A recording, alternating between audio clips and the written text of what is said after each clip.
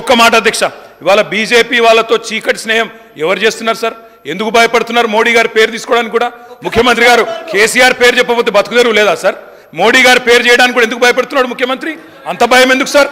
అందుకే మేము అనేది అధ్యక్ష, ఇవాళ నోటికొచ్చినట్టు మాట్లాడితే కాదు, తప్పకుండా రాష్ట్ర ప్రజలకు సమాధానం చెప్పాలి.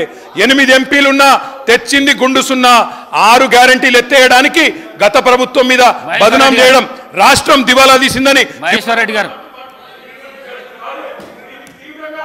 అధ్యక్ష ధన్యవాదాలు అధ్యక్ష.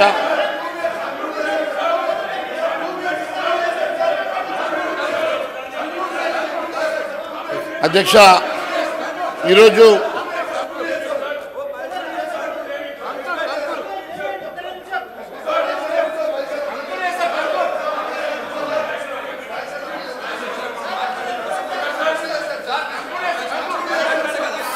సభానాయకుని గురించి ఆ విధంగా మాట్లాడు పొరపాటు. నేను మీకు అవకాశం ఎందుకు ఇచ్చినా అంటే మీరు జవాబు చెప్తారని ఇచ్చినా కనుక మీరు జవాబు చెప్పడం లేదు. మీరు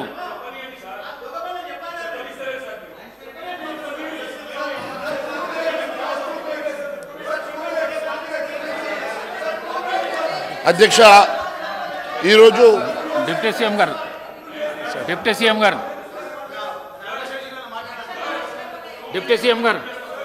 సార్ చిన్న సూచన అధ్యక్ష, రాష్ట్రానికి జరిగిన బడ్జెట్ ద్వారా, కేంద్ర ప్రభుత్వం ప్రవేశపెట్టిన బడ్జెట్ ద్వారా ఈ రాష్ట్రానికి జరిగిన నష్టం పైన చర్చ పెట్టి ఒక తీర్మానం చేసి కనీసం ఆ డిమాండ్స్ డిస్కషన్ చేసేటప్పుడైనా ఏమైనా మార్చుకొని ఏమైనా తెలంగాణ రాష్ట్రానికి ప్రయోజనాలు పొందడం కోసం ఒక తీర్మానం చేసి పంపిద్దామనే ఆలోచనతో చర్చకు పెడితే వారు మాట్లాడతారో అని చూస్తే అది మాట్లాడట్లేదు అధ్యక్ష. ఎంతసేపటికి ఆ సబ్జెక్ట్ కాకుండా మిగతా అన్నీ మాట్లాడుతూ ఉన్నారు. ఏం చెప్పారు అధ్యక్ష ముఖ్యమంత్రి గారు? ఏం తప్పేం చెప్పలేదు అధ్యక్ష. మీరు బీజేపీతో గతంలో అనేక సందర్భాల్లో వారు బిల్లులు పెట్టిన ప్రతి సందర్భంలో వారి మద్దతు ఇచ్చారు. ఇప్పుడు కూడా అదే ప్రయత్నం చేస్తూ ఉన్నారు. అది మంచిది కాదు, తెలంగాణ ప్రజల కోసం ఆలోచన చేయండి అని చెప్తూ ఉదాహరణకు ఓ మాట చెప్పారు. ఏం చెప్పారు?